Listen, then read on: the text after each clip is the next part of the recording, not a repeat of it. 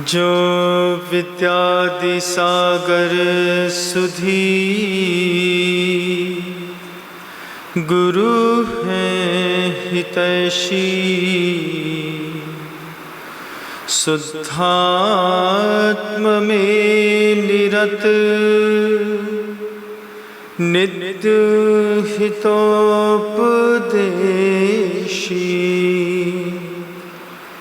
वे पाप ग्रीष्म ऋतु में जल है सयाने, पूजूं उन्हें सतत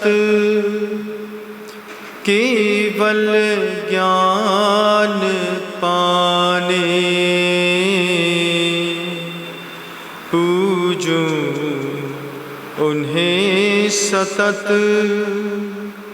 केवल ज्ञान पाने।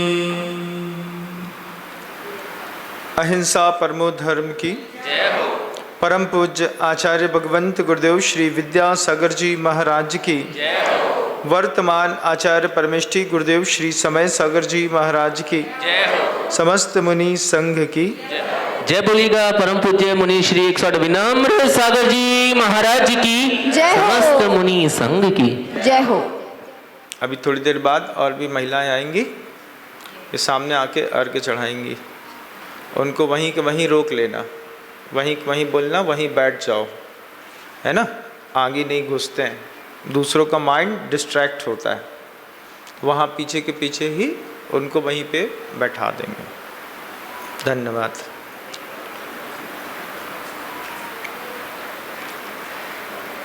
जब तक व्यक्ति घर में रहता है तब तक व्यक्ति को पता नहीं चलता कि संसार में कैसे रहा जाता है। जब व्यक्ति संसार में आता है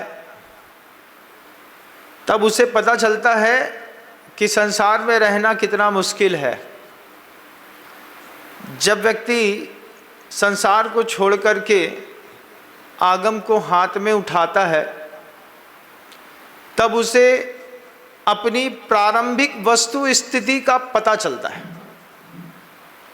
जीवन में कभी जिसने कोई ग्रंथ ना उठाया हो, आगम ग्रंथों को देखा ना हो, जिनेंद्र भगवान की देशना सुनी ना हो, उसको तो पता भी नहीं चलेगा। आपके कॉन्वेंट स्कूल में पढ़ने वाले बच्चे भी उसी में शामिल हैं, जिन्होंने कभी छह डाला जैसी छोटी सी पुस्तक भी नहीं पढ़ी होगी, और हो सकता है एक आध लाइन भी याद ना हो। लेकिन जब मैंने पहली बार पढ़ी खुद अपने जीवन में, तो उसका अर्थ समझ में नहीं आया। एक दिन रास्ता चलते अर्थ समझ में आया। गुरुजी के साथ मुनि बनकर के विहार कर रहा था, और ये कटनी के पास एक सिहोरा गांव है। सिहोरा गांव से संग होकर के और बोहरी बंद आ रहा था, तो रास्ते में एक सगोनी करके स्टेशन पड़ता है। उस सगोनी स्टेशन के बाहर ट्रेन से एक बैल को धक्का लग गया होगा। बैल को धक्का लग गया तो बैल गिर गया। गिरने पर उसकी एक टांग जो आगे वाली थी वो चक्के के नीचे आ गई, तो टांग चकनाचूर हो गई। बैल धक्का खा करके साइड में जिंदा पड़ा रहा, और आचार्य श्री और पूरा संघ उस सगोनी स्टेशन से होते हुए जंगल के लिए थोड़ा रास्ता देखते हुए रेलवे ट्रैक के उस तरफ गया। तो रास्ते में वो बैल, पुष्ट बैल, अच्छा मजबूत दिख गया। देखा तो उसका एक पैर कट गया है। ये ट्रेन के धक्के से कट गया है, कोई बात नहीं। दिक्कत तो तब हुई जब देखा कि 3-4 कुत्ते उस जिंदा बैल का कटा हुआ पैर खा रहे हैं। कैसा स्थिति होगी आप कभी कल्पना करके देखिएगा। आपको एक मच्छर काटता है और उसकी सज़ा आप 1000 मच्छरों को दे देते हैं। एक मच्छर घर में काटा होगा, अरे भुनभुना रहा है। एक मच्छर के चक्कर में एक ऑल आउट की बटन चालू करते हैं, और जिन्होंने आपको काटा भी नहीं है, बहुत सारे मच्छर ऐसे होते हैं जो सीलिंग में दीवार में आकर के चिपक करके रात भर बैठे रहेंगे। उनको ना आपको काटना है ना कुछ करना है, लेकिन वो हैं, क्योंकि चौर इंद्री का जीव है, उसको पता ही नहीं हम कहाँ पर हैं। लेकिन एक मच्छर अगर आपको काट दे तो आप उसको या फिर ऑल आउट ऑन, और एक के चक्कर की सज़ा 1000 को मिल गई। आप देते होंगे। इस तरीके की जल्लादीपना आप लोगों को बहुत अच्छे से आता है, बहुत अच्छे से माहिर हैं और अपने आप को धर्मात्मा भी समझते हैं। अफसोस इस बात का है। तो वहाँ पर देखा कि उस एक हष्ट-पुष्ट बैल का एक पैर कट गया था। 4 कुत्ते उसके उस कटे हुए पैर से निकलते हुए रक्त और मांस को जाते, वो बैल ऐसा सींग करता, उठ नहीं पा रहा था, धमस लग गई थी उसको, तो उसको कुत्ता खा रहे थे। आचार्य श्री जी वहीं खड़े हो गए और कांपते हुए कहते हैं, पहले उसको बचाओ। तुरंत जो पीछे जाने वाले कार्यकर्ता थे वे गए, कुत्तों से अलग किया, फ़ोन किया। बहरीबंद में एसडीएम जैन साहब थे, उन्होंने तुरंत एक मेडिकल वैन भेजी, उसमें उस बैल को रेस्क्यू किया।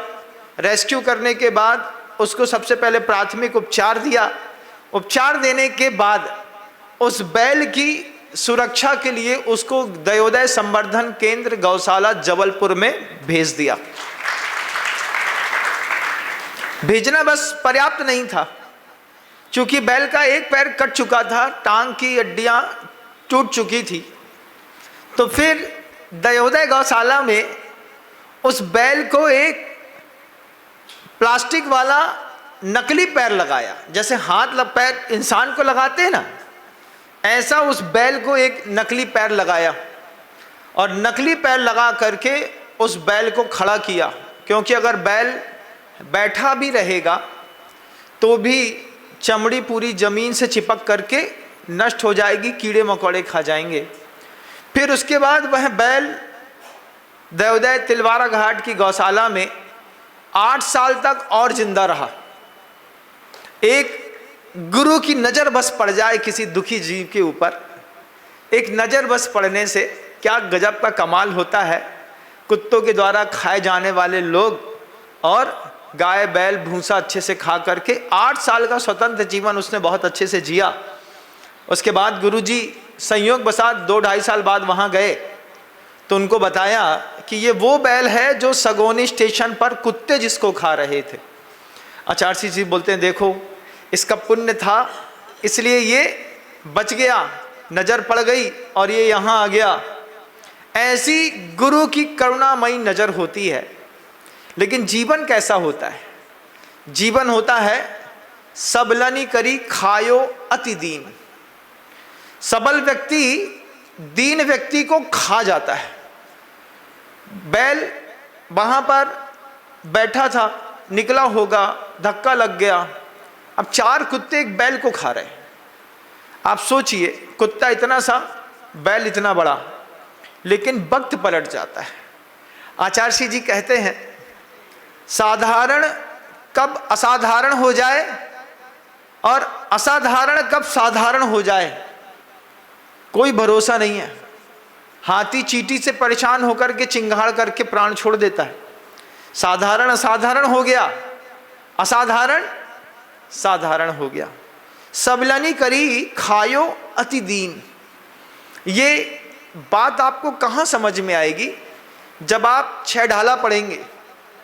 जब आप 6 ढाला पढ़ेंगे तब आपको लगेगा। आपने YouTube सोशल मीडिया में तो लाखों दृश्य देखते होंगे। अब तो आपको आदत भी हो गई होगी, दर्द भी नहीं होता होगा जब दिखाया जाता है कि आधी मछली में गीला कपड़ा लपेटा है और आधी मछली जिंदा तेल की कड़ाही में डाल करके उबाल दी है और ऊपर के भाग में कपड़ा गीला लपेट करके आधा उसको तल दिया। अभी वो जिंदा है और जिंदा मछली उसको जिंदा में बीच से फाड़ करके नमक मिर्ची मसाला डाल करके और ट्रे में परोस करके, और जब बड़े बड़े रेस्टोरेंट में 5 स्टार होटलों में इस तरीके की डिश सी फूड के नाम पर परोसी जाती हैं, केकड़े होते हैं, झींगा मछलियां होती हैं, उठा करके बेसन में लपेट करके कड़ाही में जिंदा तल दिए जाते हैं। सबलनी करी खायो अति दीन, कैसी पर्याय है। एक बार इधर से विचार करो कैसी पर्याय होगी। सिंगापुर गए होंगे, मलेशिया गए होंगे, बैंकॉक गए होंगे, आप कभी क्रूज में घूमा होगा, किसी ने देखा होगा सी फूड्स के नाम पर दुनिया भर के जितने भी बलहीन प्राणी हैं सबको पकड़ करके इंसान कुछ भी खा जाता है। सबलनी करी खायो अति दीन, अति दीन। इसमें अंदर से करुणा भाव पैदा करिए। क्या है, संसार में इस तरीके का दृश्य उपस्थित है, लेकिन घर में रहने वाले कॉन्वेंट स्कूल में पढ़ने वाले बच्चे को नहीं पता। संसार में काम भोग बंद की कहानियां गढ़ने लिखने में माहिर लोगों को नहीं पता। मोक्ष मार्ग में एक भी आगम की पुस्तक उठा लेंगे तो संसार का प्रारंभ करते हैं वो काल अनंत निगोद मझार। शुरुआत कहाँ से करी? अनंत काल कहाँ पर रह लिए? निगोद में रह लिए। अनंत काल वहाँ पर जब एक श्वास लेने पर ये जो दिल है कितनी बार धड़कता है बताओ? है 72 बार। एक बार जब आप ऐसी सांस लेते हैं ना और छोड़ते हैं, इस सांस लेने और छोड़ने में जितना समय लगा इतनी देर में तुम्हारा दिल इधर वाला धक धक धक धक धक धक धक धक धक धक धक धक, इतनी स्पीड है 72 बार ऐसे ऐसे धड़क चुका होता है। उसमें एक बार जब वो धड़कता है बस उतने में वो 18 बार जन्म और मृत्यु को प्राप्त होता है। 18 बार कितनी बार धड़कने में? जब दिल एक बार बस ऐसा करता है तब वो 18 बार जन्म और मृत्यु को प्राप्त होने वाला यही वो जीव है जो हमारा आपका है ना। और ये कितने काल तक वहां पे रह लिया? काल अनंत निगोद मझार, निगोद के बीच में अनंत काल तक रह करके उसके बाद बीतियों एकेंद्रीय तनधार, उसके बाद एकेंद्रीय तन मिलना कितना दुर्लभ है। निगोद से एकेंद्रीय बनना, ये जो रास्ते में पेड़ पौधे खड़े हैं ना, इनका भी सौभाग्य है कि निगोद से निकल करके एकेंद्रीय में आकर के वनस्पति कायिक में आकर के पैदा हो गए। धनिया की पत्ती जब एक पहली बार जमीन से ऊपर उगती है, उसमें कोई जीव ऐसा होता है जो निगोद से निकल करके पहली बार वनस्पति कायिक बनता है। एक इंद्रिय के पर्याय में पृथ्वी, अग्नि, जल, वायु और आकाश, इसमें उनका जन्म होता है। पंच स्थावरों में जन्म दुर्लभ, निगोद से निकल करके, वहां से निकल करके ये त्रियंच की पर्याय मिल जाए। आप बताओ 600 किलो का 300 किलो का सूअर होता है। एक इंसान एक तार फंसा करके उसके गले में, उस तार को पहले शार्प कर दिया जाता है। शार्प तार से उसको ऐसी हंटिंग करते हैं, पहली बार में जितना खिंचता है उतने गले में उसके तार घुस जाता है, वहीं पे खिकिया करके वो मर जाता है। जब सूअर के बाल खींचे जाते हैं तो खड़े बाल होते हैं सूअर के ऐसे बड़े बड़े 3-3 इंच के, और 3 इंच बाल उसका अंदर होता है बॉडी के। खींचते हैं तो 3 का 3 6 निकलता है। उसके बाद उसको मोड़ करके प्रोसेसिंग करके और जूते साफ करने वाले बेहतरीन ब्रश बनाए जाते हैं। महाराज अब तो नायलॉन के बनते हैं। अभी भी देख लीजिएगा घर के अंदर जो दाढ़ी बनाने का ब्रश होगा ना, वो भी घोड़े, कुत्ते और सुअर की बाल का ही होगा। बाल वाले ब्रश अलग होते हैं, नायलॉन्स के अलग होते हैं। महाराज अब तो फेम का ज़माना है, कितना भी बदल जाइएगा, लेकिन आगम ग्रंथों को एक बार उस तरीके से हाथ में उठाइए जिस तरीके से आचार्यों ने भावनाओं में डूब करके लिखा है, काल अंगंत निगोद मजार बीतो एकेंद्री तन धार, छेदन भेदन भूख प्यास वार बहन बहु आतम शीत आतप त्यात्रास, ये शब्द लिखे हैं। फिर बनने के बाद भी ऐसा नहीं है कि जीवन सरल है। तुम्हारे गांव में भी किसी घर में अगर एक बछड़ा पैदा हो जाए तो आप बताइए कि बछड़ा कितने दिन आपके घर में रहा। महाराज बछड़े का कोई काम नहीं था तो बछड़े को थोड़ा सा बड़ा हुआ तो बछड़ा किसी को दान में दे दिया या फिर 500,000 रुपए में बेच दिया। अब उसके बाद वो जो बछड़ा आपके घर से निकला और 500,000 रुपए में बिक गया, उसको बैल बनाने के तरीके में उसके अंडकोश को फोड़ दिया जाता है, हाथ से पकड़ के दबा देते हैं तो वो नपुंसक हो जाता है। जब वो नपुंसक होता है तब वो बैल बन करके बैलगाड़ी में जोता जाता है। क्या पीड़ा है संसार में। आपको क्या मिली आज? इस बार तो कुछ नहीं मिली ना, इस बार तो बच गए। वो 3 गोली शोले पिक्चर की, जो डर गया वो मर गया। तीनों डर भी गए और तीनों मर भी गए। आप बच गए, आप बच गए, आपका सौभाग्य था। तो आगम हाथ में आया, आगम में हाथ में आकर के ला करके उसको देखो, बच्चों को बोलो कि तुम्हारे जीवन का प्रारंभ काल अनंत निगोद मजार बीतो एकेंद्री तंधार सबलनी करी खायो अतिदीन। ये जीवन देखिए आप। सबल व्यक्ति है, दीन व्यक्ति को कैसे मार देता है और सिर्फ खा लेता है ऐसा नहीं, कई लोग वचनों से सामने वाले का जीवन खा लेते हैं। ऐसा त्रास मिलता है कई लोगों को घर के अंदर। महिलाएं आज भी घर के अंदर सम्मान को तरस रही होंगी, आज भी नहीं मिला होगा, पूरी जिंदगी निकाल दी। हाँ महाराज, हम क्या कर सकते हैं। ये भी जीवन का एक त्रास है। सबलनी करी खायो अति दीन। कोई दीन बन गया वो उसकी गलतफहमी थी, और कोई सबल बन गया ये भी उसका मानसिक अपराध था। हम जो बोलेंगे वही चलेगा। घर के अंदर ऐसी गुंडागर्दी, इतनी गुंडागर्दी कि घर जाने के पहले 8 दिन पहले से माहौल बनाना पड़ता है। मायके चले जाएं क्या, चले जाएं, चले जाएं, चले जाएं।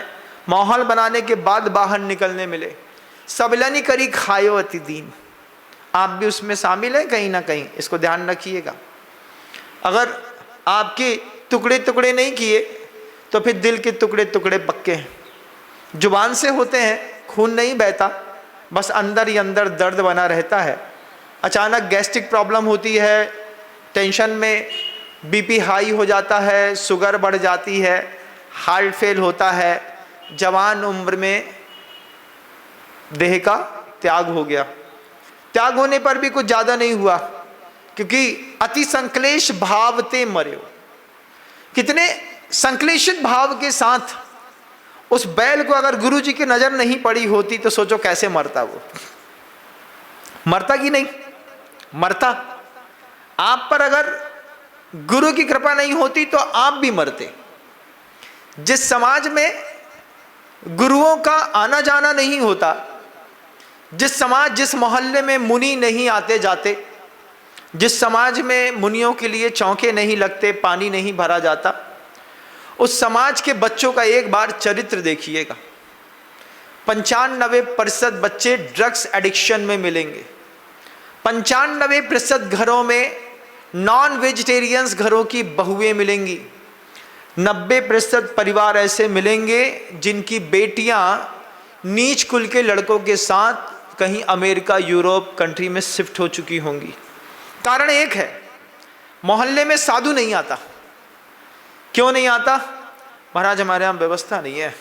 अच्छा, तुम्हारे यहाँ घर में तो बड़ी अच्छी व्यवस्था है, मंदिर भी अच्छा है महाराज, साधु के लिए महाराज व्यवस्था नहीं बनती। साधु को बुला के तुम साधु के ऊपर एहसान नहीं कर रहे हो, साधु तुम्हारे ऊपर एहसान कर रहा है। हमारे चक्कर में तुमको छना पानी का भोजन मिलता है, नहीं तो तुम ऐसे गिरे हुआ तुम्हारा परिवार है कि तुम्हारी वाइफ जिस बाथरूम के पानी से नहाते हैं उसी पानी से दाल चावल बना देती है।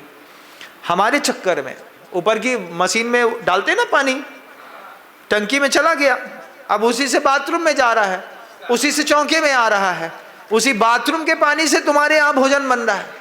वो तो हमारे चक्कर में कुएं के छना का पानी का भोजन खाने पीने तुम लोगों को मिल जाता है, नहीं तो वो दुर्गति है तुम लोग की। छी छी छी छी छी, क्या दुर्गति कर दी महाराज, टट्टी जाने के पानी से चावल बना के खा लिया। छी, साधु आया तो क्या हुआ, साधु आया तो साधु के निमित्त से पानी छाना, गरम किया, परासुक किया।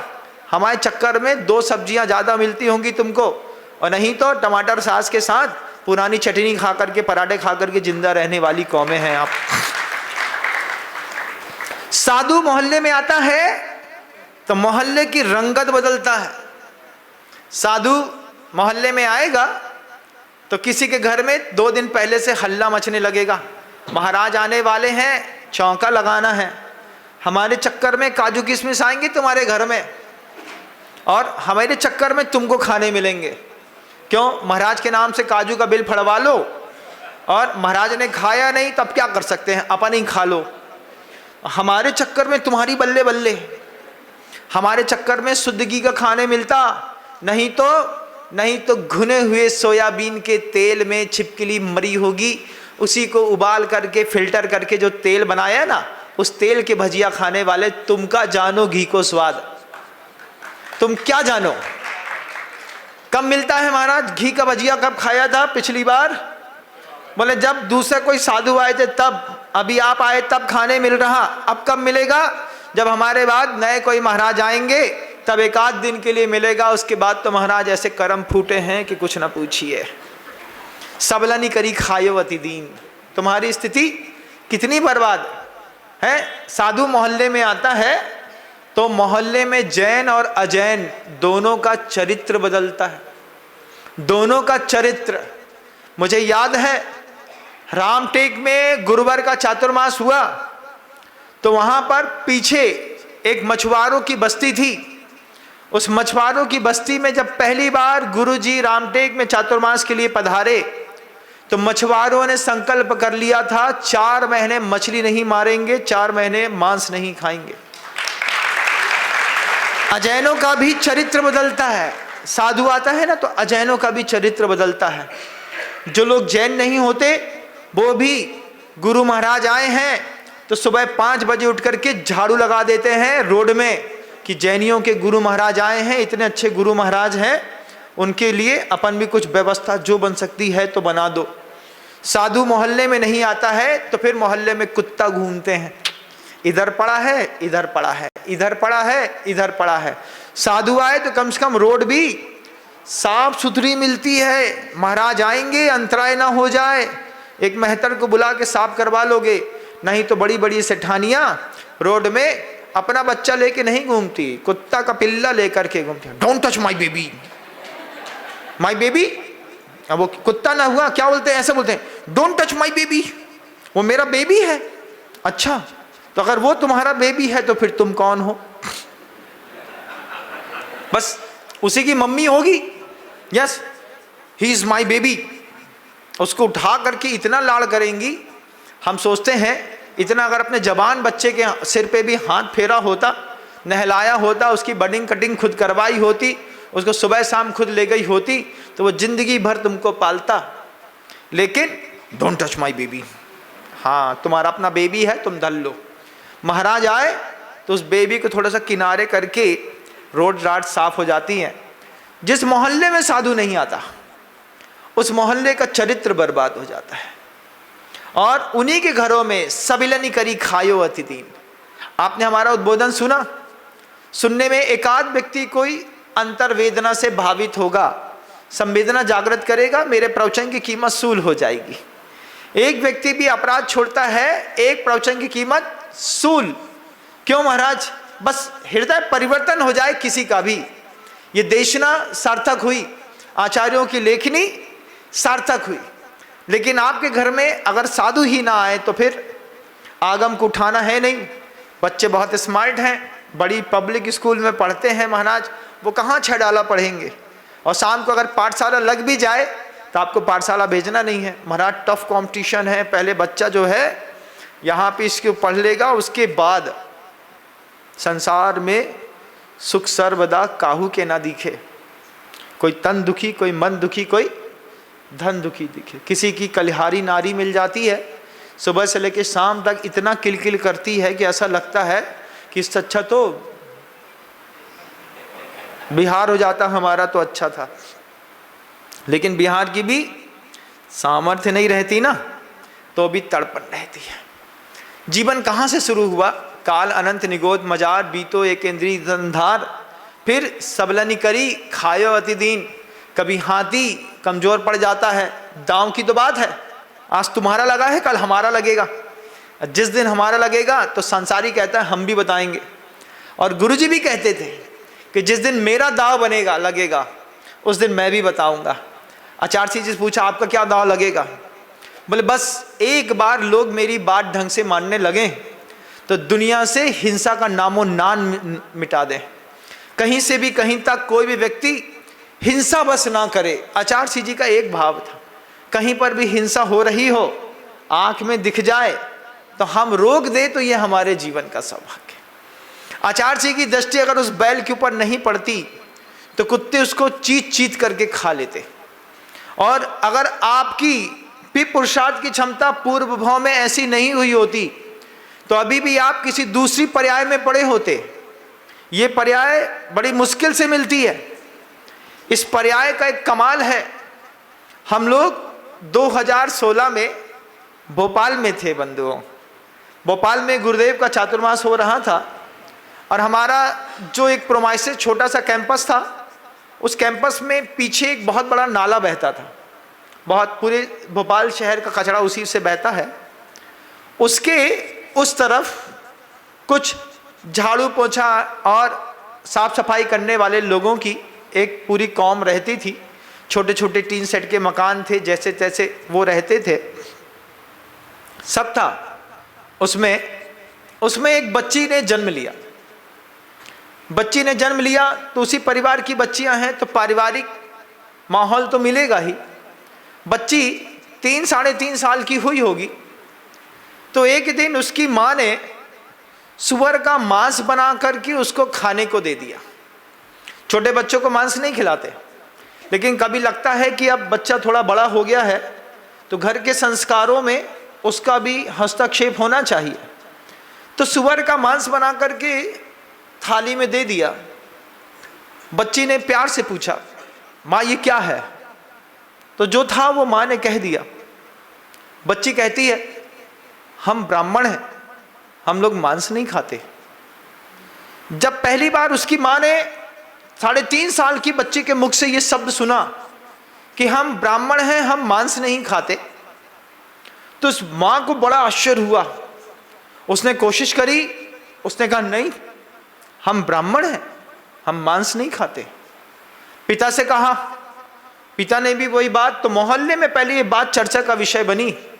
उसके बाद वे उस कौम के लोग जो थे वो अपनी बच्ची को लेकर के नई फ्रॉक पहना करके गुरुजी के पास लेकर के आए। गुरुजी के पास लेकर के आए और गुरुजी से कहा आचार्य सिंह ये हमारी बच्ची ऐसा बोलती है कि हम ब्राह्मण हैं, हम मांस नहीं खाते। आचार्य सिंह ने उस बच्चे से बात करी। गुरुजी ने उस बच्चे से बात करी, उससे कहा आप कौन हैं? तो वो छोटी बच्ची कभी सुना भी नहीं है उसने नाम, बोले हम ब्राह्मण हैं, उच्च गोत्र के हैं, हम लोग मांस नहीं खाते। आचार्य सिंह जी ने उनके परिवार वालों से कहा ये कोई ब्राह्मण कुल का जीव है, कुछ ऐसे कर्म कर लिए कि इसको मांसाहारी के कुल में पैदा होना पड़ा, लेकिन इसको अभी पूर्व की स्मृति है। आप लोग संकल्प कर लीजिए इसको कभी मांस नहीं खिलाएंगे तो इसके उस गोत्र की शुद्धता की रक्षा हो जाएगी। आप विश्वास नहीं मानेंगे बंधु, उस माता पिता ने आजीवन मांस का त्याग कर दिया। आचार्य सिंह जी ने कहा अगर आप चाहें तो इस बच्ची की शिक्षा और दीक्षा की तैयारी ये बहनें कर लेंगी। कुछ बहनें वहाँ पर ब्रह्मचारियाँ बैठी थीं। आचार्य सिंह जी की बात और इतने बड़े गुरु के उपदेश मान करके उस बच्ची के पालन पोषण का दायित्व उस माता पिता ने ऐसे कुल के लोगों को दे दिया। अपनी बच्ची छोड़ दी एक शब्द के कारण कि हम ब्राह्मण हैं, मांस नहीं खाते। माता पिता को लगा कि जब ऊंचे कुल का बच्ची हमारे घर के अंदर आई, हम इसको अपने उसी कुल के संस्कार देंगे। आचार्य के कहने पर उस व्यक्ति ने अपनी बच्ची एक अच्छे विद्यालय में पढ़ने के लिए छोड़ दी। आचार्य जी ने कहा, आप चिंता नहीं करिए, इसको बड़ा करना, इसको पालना, इसकी शिक्षा करना, इसके बाद इसका जो योग्य वातावरण होगा, विवाह होगा तो अहिंसक कुल में होगा, और अगर ये बड़ी ऑफिसर बन गई तो आपका बहुमान बना रहेगा। कनेक्शन बना दिया, आप कभी भी जाकर के अपनी बच्ची देख सकते हैं, आप उससे मिल सकते हैं, लेकिन वो पलेगी बढ़ेगी वहीं पर, इस स्थान पर नहीं रहेगी। गुरु महाराज ने ऐसी गजब की कृपा करी और उस दिन आचार्य जी का चेहरा इतना प्रसन्न था। गुरु जी बोले, आज एक बहुत अच्छा काम हुआ।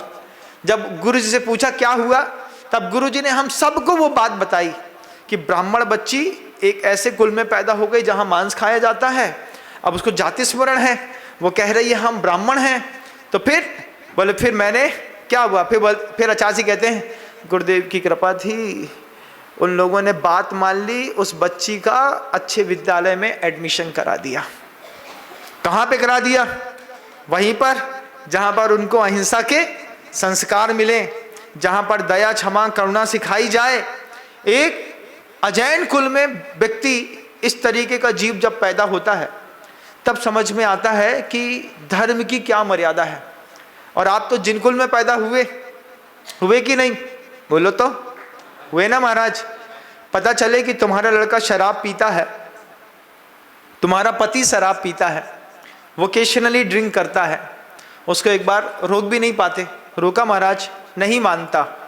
शुरुआत से अगर सही संस्कार दिया होता तो जैन कुल में आने के बाद बच्चे इस तरीके से तो नहीं बिगड़ते। जवान बेटियां ये रम रमा और नमी के चक्कर में शराब पीने लगी, खुल के पीती हैं। बियर की बोतल खरीदना, जौ का पानी कह कर के पी जाना, और वो भी जैन कुल का व्यक्ति जब ऐसा करता है, आत्मा में कैसा चोट पड़ती होगी। सबलनी करी खायो अति तीन, ये पर्याय, ये जैन कुल बड़ी मुश्किल से मिला। इसका सौभाग्य, इसकी जानकारी, इसका अहोभाव जब पैदा हो जाए, उस दिन से अपने जीवन का पन्ना पलटिए। आज एहसास हुआ, आज से पन्ना पलटता हूं महाराज अपने जीवन का। आज तक जो जिया, जिस गाफिल पने में जिया, तुम्हारे 100 खून माफ है। आज समझ में आ जाए तो आज से सुधर जाओ। आज से महाराज दलदल में बहुत नीचे उतर चुके हैं, अब निकलना संभव नहीं है। एक चीज ध्यान रखना, आग चूल्हे से हटा दो, अपने आप ऊपर रखी हुई तपती हुई कढ़ाई होती है, वो ठंडी होने लगती है। बस 5 व्यसनों में मैं अपनी प्रवृत्ति नहीं करूंगा। जुए में लाखों रुपए हार गया ना तुम्हारा बेटा, तुम हार गए, बस इतना संकल्प करो, आज के बाद कभी नहीं खेलूंगा। तो 15 दिन बाद तुमको तुम्हारे पैसे से उभरने के रास्ते दिखाई देने लगेंगे। पानी, गंदे पानी को शांत होने में भी थोड़ा वक्त लगता है बंधुओं, लेकिन नहीं, मैं तो वहीं से निकालूंगा, तो फिर उसमें उलझते चले जाओगे। लेकिन आज से ही शुरुआत करिए। ये जैन कुल बड़ी मेहनत का कुल है। पता नहीं कहाँ किस मुनि की दान की अनुमोदना करी होगी, कहाँ किसी भगवान के सामने हाथ जोड़ा होगा, कभी किसी साधु की संलेखना देखी होगी, कभी किसी साधु की डोले का, अंतिम यात्रा की डोले में कंधा लगाया होगा, कभी एक भूखे व्यक्ति को रोटी खिलाई होगी, कभी किसी कुत्ते को तुमने गलती से बचा लिया होगा, कभी माँ के कहने पर किसी मुनि महाराज के पास जाकर के एक ग्रास दिया होगा, और देते देते भाव विशुद्धि बड़ी होगी, परिणाम निकल गया, तुमको जिनेंद्र भगवान का कुल मिल गया। बड़े सौभाग्य से मिला। किसी को पुरुषार्थ से मिला, किसी को अचानक सौभाग्य से मिला, लेकिन मिला। और जिनको नहीं मिला उनको भी कई बार मति मिल जाती है। हम जैन कुल में पैदा नहीं हुए महाराज, लेकिन उसके बाद भी हम जैनत्व के नियमों का पालन करते हैं। कई ब्राह्मण परिवार ऐसे मिलेंगे जिनके यहाँ सूर्यास्त के बाद भोजन और पानी दोनों नहीं किया जाता। मैं तिलवारा घाट में था तो किस्सू यादव था। किस्सू यादव ने 2 प्रतिमा के व्रत ले लिए। यादव होकर के 2 प्रतिमा के व्रत का पालन कर रहा है, प्रतिदिन अभिषेक पूजन कर रहा है, संयम का पालन करते हुए आचार्य को आहार दान देने का सौभाग्य। हम भोपाल में थे, रानी सिंह करके एक ठाकुर महिला थी, उसने आचार्य जी के चातुर्मास में 4 महीने उसकी ड्यूटी लगी रही। उस ड्यूटी से प्रभावित होकर के उसने चला करके गुरुजी से कहा, आप कैसे भी कृपा करिए मेरी शादी जैन कुल में करा दीजिए, मैं जैनियों के कुल में रह करके धर्म ध्यान करना चाहती। ऐसे भाव पलटते लोगों के कि जैन कुल में जन्म नहीं लिया, लेकिन जिन्हें भगवान की अहिंसा पर पूरा विश्वास। और तुमने तो भगवान को बहुत करीब से देखा ना, तुम्हारे घर में भी तो सबने करीब से देखा, गिने चुने लोग हैं। शास्त्री नगर से एक परिवार रोज हमारे बीच में आता है, मैं रोज उस परिवार को देखता हूँ। पिता है, माँ है, बच्चे हैं, छोटा है, जवान है।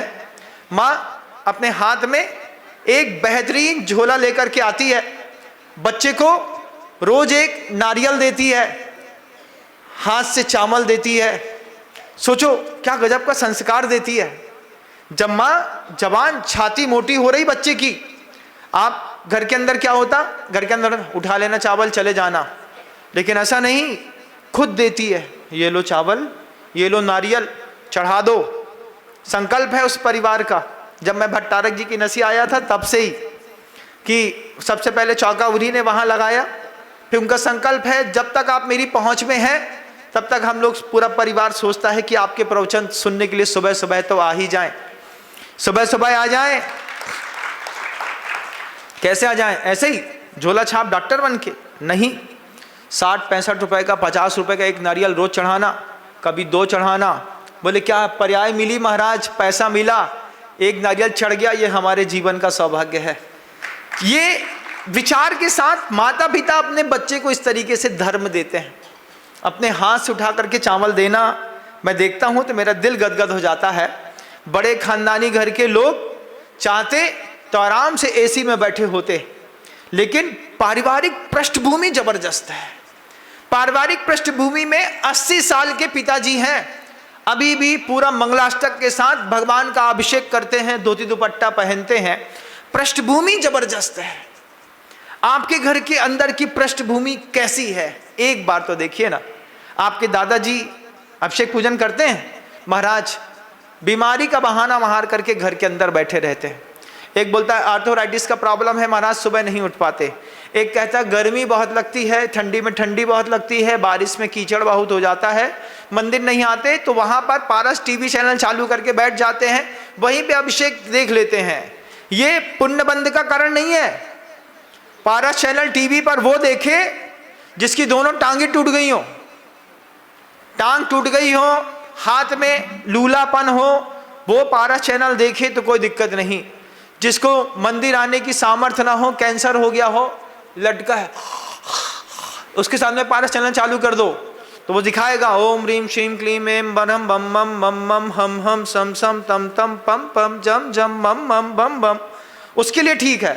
तुम्हारी तो दोनों टांग चलती भैया, है ना, दोनों हाथ चलते। बच्चे से बोलना अभी चल रही है, निकल ले, थोड़ा दर्शन करके आ। बचपन में संस्कार मिलता था, माँ भोजन से पहले कहती थी मंदिर मोहल्ले में है, पहले जाओ 5 वेदियों के दर्शन करके आओ, 5 वेदी के दर्शन करके नीचे उतरना, टीका लगाना, टीका लगा करके वापस आओगे तो खाना मिलेगा। नहाने धोने के बाद बच्चे को सबसे पहले किस चीज़ की आकुलता होती है? जैसे ही नहाया वैसे ही खाना। लेकिन घर के अंदर के नियम थे, नहाओगे धोगे 10 मिनट का पेशेंस रखोगे। तुमने नहाया धोया, कपड़ा पहने, उसके बाद घर के अंदर की मर्यादा थी। घर के अंदर माँ चावल को कुएं के पानी से धो करके सुखा करके और मंदिर के चावल के डिब्बे में रखती थी। और इसमें भी 2 प्रकार के चावल नहीं होते थे। आपके यहाँ तो खाने के अलग और चढ़ाने के, बोलो ना, अलग है महाराज। अरे जिस हैसियतदारी के साथ खाते हो 150 रुपये किलो का बासमती, तो अपने 150 रुपये किलो का बासमती भगवान को चढ़ाओ। महाराज मंदिर का चावल तो मालिक खा जाता है, मालिक खा जाए चाहे कोई, तुम तो चढ़ाओ 150 रुपए किलो का। अरे महाराज उसकी जेब भर जाएगी। मंदिर में पैसे नहीं देखे जाते, मंदिर में सिर्फ भावनाएं देखी जाती हैं। हम 150 रुपए किलो खाते हैं, 150 रुपए किलो का उसी चावल को चढ़ाएंगे जो हम खाते हैं। तुम कोटा का खाते हो तो कोटा का चढ़ा देना, कोई बात नहीं, लेकिन जब तुम खुद बासमती खाते हो तो फिर बासमती प्रभु को चढ़ेगा। 30 रुपए किलो वाला चावल मंदिर के लिए अलग से बुलवा लिया और अपने घर में खाने के लिए चावल अलग से बुलवा लिया, ऐसा नहीं होता। लेकिन माँ क्या कमाल करती है, माँ चावल को धोती थी, उसका पूरा मैला निकालती थी घर के अंदर, धूप में उसको हल्की धूप में सुखा दिया, सुखा करके डिब्बा भर के रख दिया। एक भी मुट्ठी चावल मंदिर के अंदर बिना धुला ना चढ़े। ये घर की महिलाओं की विवेक शैली काम करती थी। भगवान को चढ़ाया वो भी मैला, ऐसा कैसे हो सकता है? ऐसा तो नहीं हो सकता। आपके यहाँ कैसा चढ़ता है चावल साहब? धुला हुआ, बिना धुला हुआ? बिना धुला हुआ। कुछ लोग हैं 20% लोग धुला चावल चढ़ाते हैं, 80% लोग बिना धुला चावल जाकर के भगवान को चढ़ाते हैं और चले आते हैं। ये यथार्थ सत्य है, इसको मुकरिएगा मत, है ना। लेकिन संस्कार कितना जबरदस्त है उस परिवार का कि पारिवारिक पृष्ठभूमि में अभिषेक पूजन रखा हुआ है। पारिवारिक पृष्ठभूमि में छोटा सा संविधान है, अष्टमी चतुर्दशी को एक भी गणंत नहीं बनेगा। अगर समाज का नियम बन जाए कि अष्टमी चतुर्दशी को गणंत किसी घर में नहीं बनेगा तो आप उसी दिन सब्जी मंडी में फर्क दिखाई देने लगता है। बोले क्या आज आलू प्याज लहसुन मूली गाजर अदरक इसकी बिक्री ही नहीं हुई महाराज, तो बस 100 रुपए किलो की चीज़ 60 रुपए किलो में आ जाती है एक दिन के त्याग से। लेकिन उस एक दिन की साधना से आपका संस्कार बलवती होता है। महाराज हम तो क्या बताएं, कुछ ना पूछिए, क्या बोले, हम भी कितनी बार बोलेंगे। लेकिन आप इस बात को विचार करिए, सबलनी करी खायो अति दीन। आप कहाँ से निकल करके कहाँ होकर के कहाँ पहुँच गए। यहाँ तक पहुँचना अति सौभाग्य की बात है, ये नहीं सोचना कि अचानक मिल गया। और यहाँ पर आकर के गाफिल हो जाना अति दुर्भाग्य की बात है। समुद्र में आचार्य जी एक उदाहरण देते थे, गुरुदेव कहते थे एक मछली होती है घोंगा, जी घोंगा मछली कहते हैं, है ना।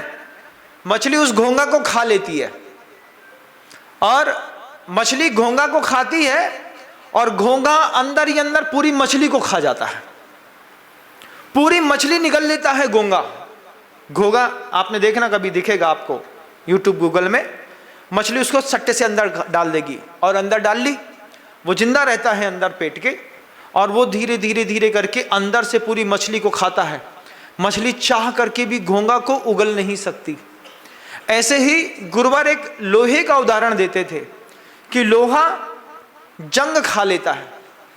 एक बार लोहे ने जंग खाई, फिर जंग पूरे लोहे को खा करके खत्म कर देती है। एक उदाहरण गुरुजी और देते थे, हीरा थोड़ी सी ऊपर की परत का त्याग करता है, थोड़ी सी परत का।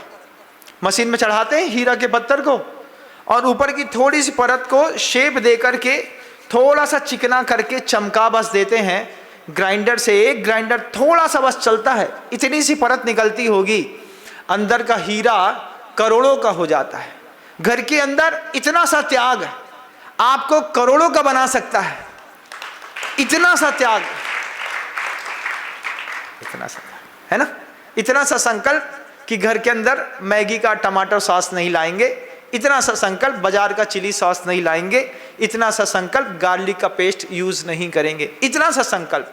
थोड़ा सा चमक जाओ तुम भोजन के मामले में, भजन के मामले में, भूषण के मामले में थोड़ा सा चमक जाओ, बस इतना सा, हीरे जैसे चमकोगे। लिख दो घर की बाहर, हमारे घर में आलू प्याज लहसुन का प्रयोग वर्जित है, लिख दो। मेहनत करके भले तुम छोड़ नहीं पाओ, है ना, तुम घर के अंदर खाते हो ना आलू प्याज लहसुन, उसके बाद भी एक बार कमाल करो, बस एक बार लिख दो हमारे घर के अंदर आलू प्याज लहसुन का त्याग पूर्णतः वर्जित है। आप इसका प्रभाव देखो, लिखने का प्रभाव देखो सिर्फ 6 महीने तक, फिर धीरे धीरे उसकी मात्रा को कम करो और फिर एक दिन चाहो तो फिनिश कर दो। बोलो हमारे घर में लहसुन प्याज और आलू नहीं आएगा, दुनिया में 1000 सब्जियां हम कुछ भी खा करके जिंदा रह लेंगे। पिछले 30 साल से लहसुन आलू प्याज नहीं खाया तो क्या हम मर गए? नहीं मरे।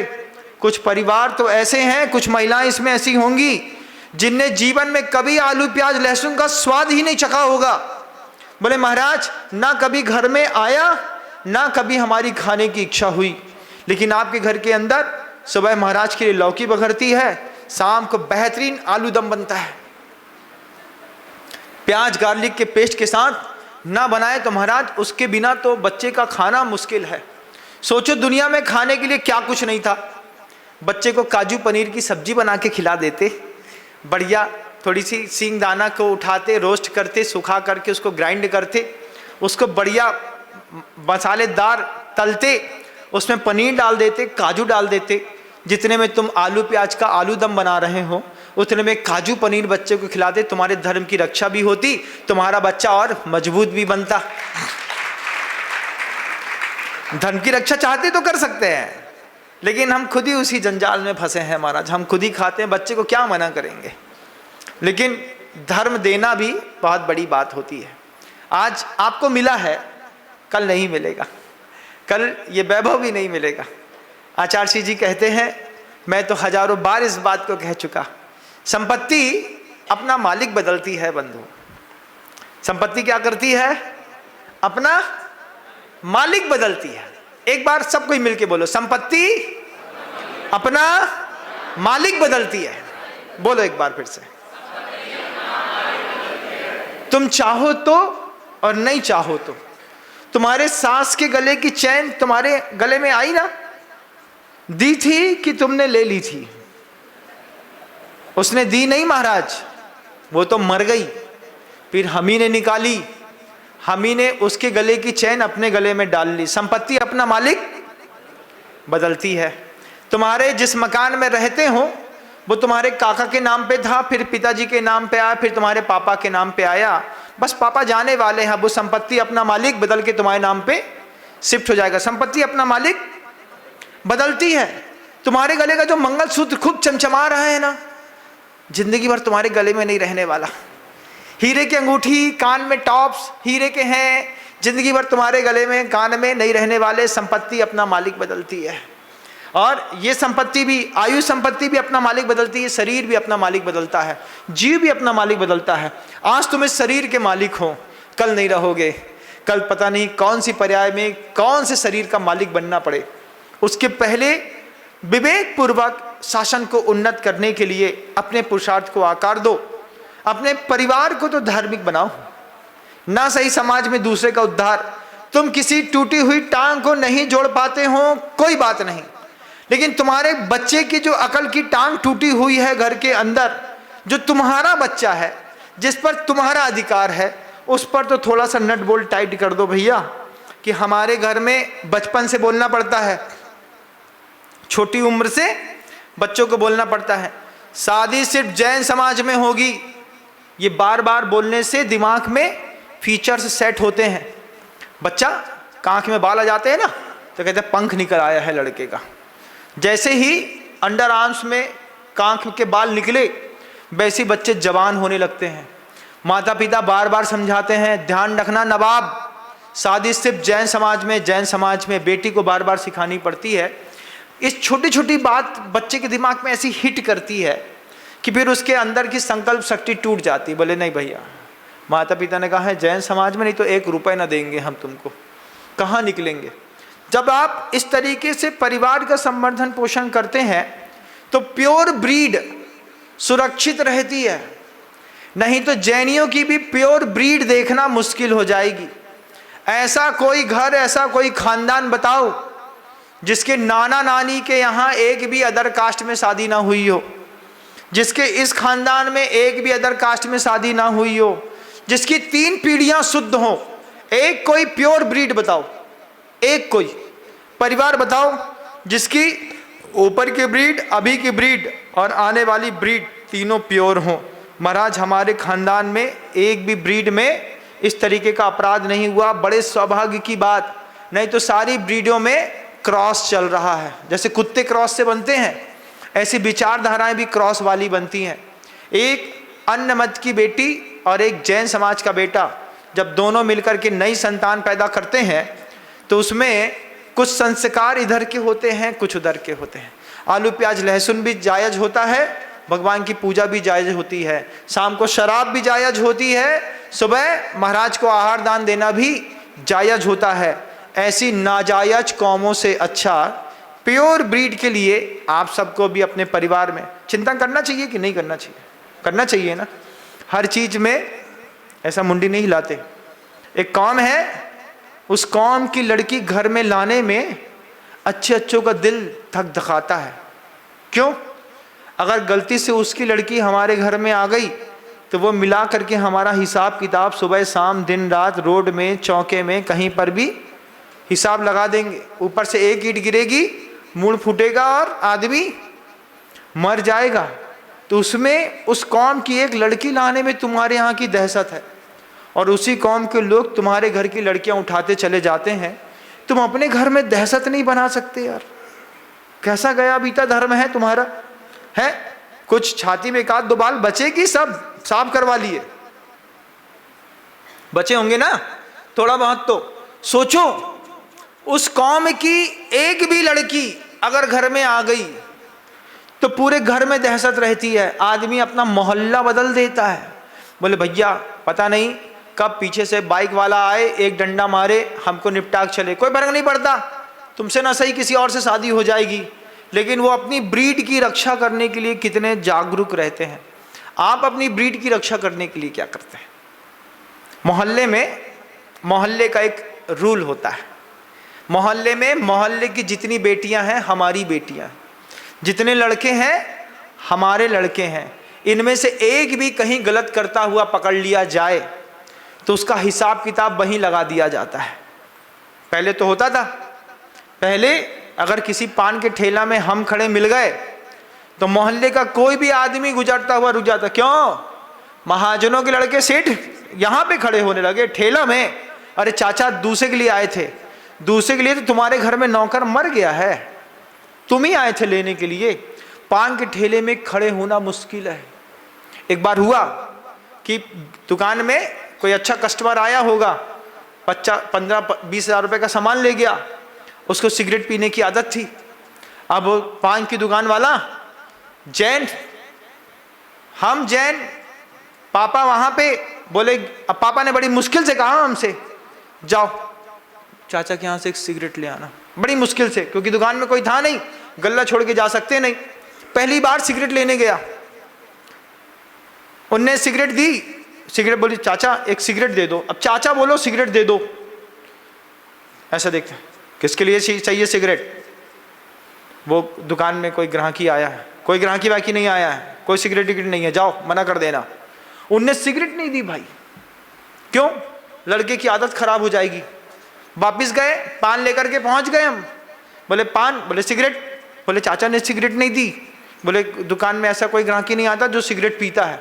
तो जो सिगरेट पी रहा था उसने ये बात सुन ली, वो प्यार से हमको गोदी में ला करके बताया, हाँ बेटा सिगरेट नहीं पीनी चाहिए, गलत बात है। छोटा सा संदेश आदमी को सुधारता है। कि पान की दुकान तक गए तो पान वाले ने सिगरेट नहीं दी। आपकी भी पान की दुकान होगी, कोई 14 साल का बच्चा अगर किसी पान की दुकान से सिगरेट खरीदे तो सिगरेट बेचने वाले को अठन्नी का लोभ नहीं करना चाहिए। उस बेचने वाले को भी बोलना चाहिए कि अभी तुम्हारी उम्र नहीं है, चलो यहाँ से, कोई सिगरेट विगरेट नहीं है।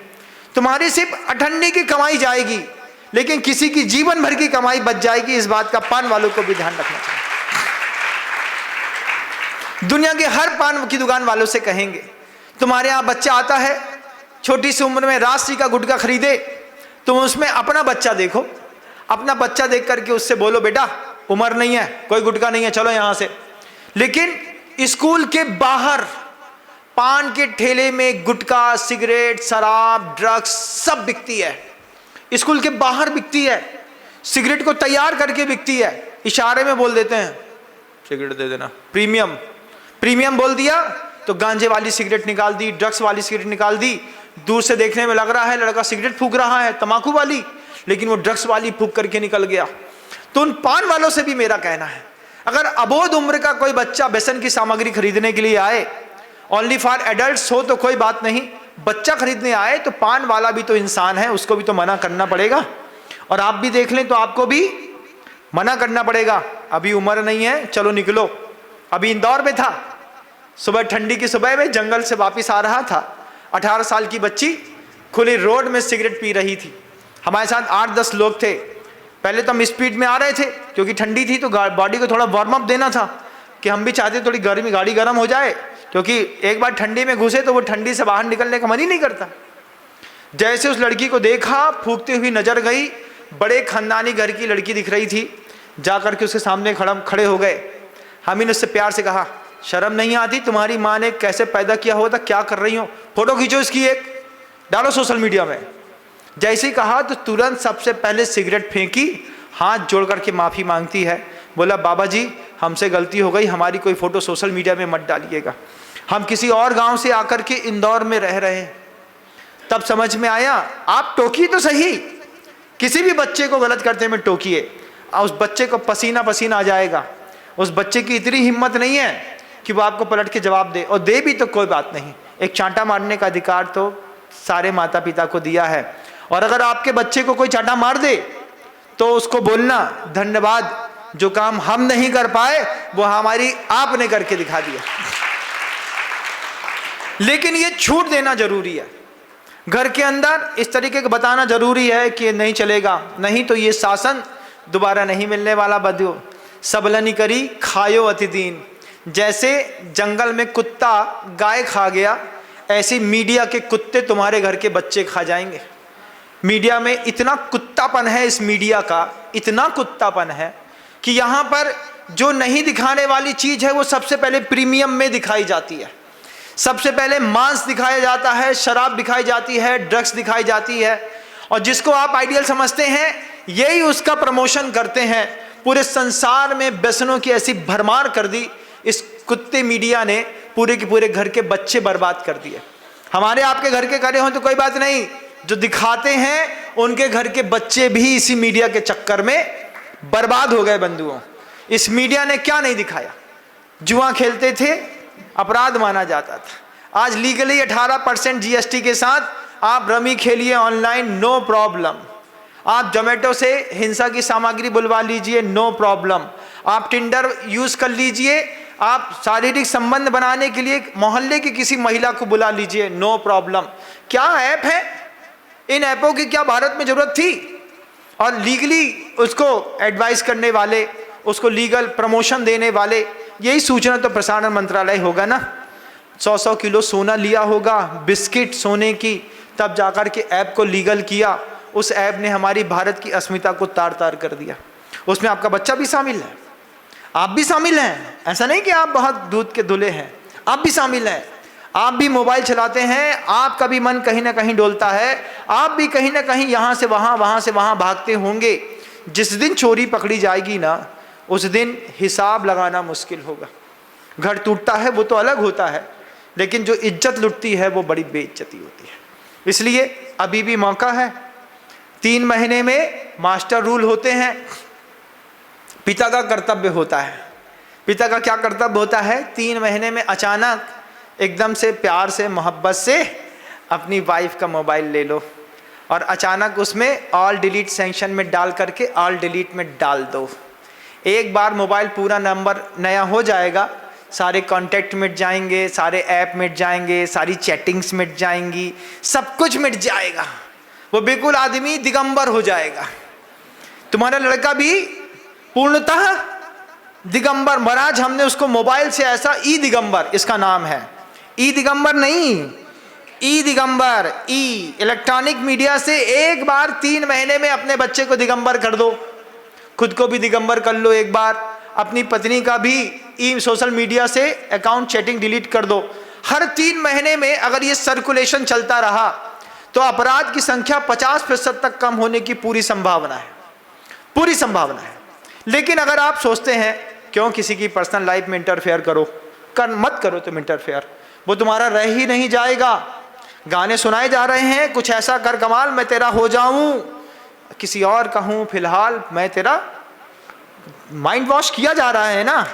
यही तुम्हारे घर की निकल करके पड़ोसी में चली जाएंगी। अभी देख करके आ रहा हूं, जैन समाज की महिला थी, उसकी 2.25 साल की बच्ची थी, सामने चाट का ठेला लगता था, वो चाट के ठेले के खोमचे वाला खच खच खच खच खच खच करता था, उसकी खटखट की आवाज़ उसके कान में ऐसी भा गई।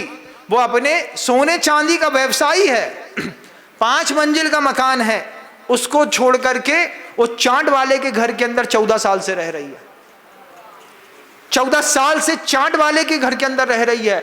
वो निचट करिया और ये बिल्कुल साफ सुथरी, लेकिन मती मारी जाती है तो ऐसा कमाल होता है। अपने आसपास जितनी घर की सफाई रखते हो, इतनी मोहल्ले में भी सफाई रखना सीखो। किसी भी एक कैंडी बेचने वाले को रोज परमिशन अलाउ नहीं है, इस बात का भी मोहल्ले में मास्टर रूल बनाइएगा। जवान लड़का है, रोज कैंडी बेच रहा है, वो कैंडी बेचते बेचते तुम्हारे घर की कैंडी उठा करके ले जाएगा। हंसी में बिल्कुल भी नहीं लीजिएगा आप हमारी बात को, क्योंकि आपने गृहस्थी बसाई है। आपकी गृहस्थी के दर्द आपसे अच्छा कौन जानता है। तुम्हारी घर की कैंडी अगर वो उठा करके ले गया तो तुमको अखरेगा कि इस गर्मी में 50 पैसे की कैंडी ने हमारी घर की कैंडी बर्बाद कर दी। उसको पता है लोग रैकी करते हैं, वॉच करते हैं। जो एक बार आइसक्रीम बेचने आया उसको बता दिया हमारे मोहल्ले में दोबारा नहीं आना, हफ्ते में सिर्फ एक बार आने की परमिशन है। बोलो सामने वाले से, फुल्की बेचने वाले से बोलो, हफ्ते में एक बार आने की परमिशन है, सिर्फ एक बार। तब आपको पता चलेगा कि इस प्रकार के ब्रेकर्स लगाने पर आप अपने पूरे मोहल्ले की बहुत अच्छे तरीके से सुरक्षा रख सकते हैं। अदरवाइज किसके घर में किस तरीके का अपराध हो जाए कहा नहीं जा सकता। धर्म, शासन, जीवन बड़ी मुश्किल से मिला, कहीं इधर उधर ना फंस जाएं, चिंता होती है। उद्बोधन आपके बीच में रखा है, सुधरने का प्रयास करिएगा। गुरुदेव श्री विद्यासागर जी महाराज।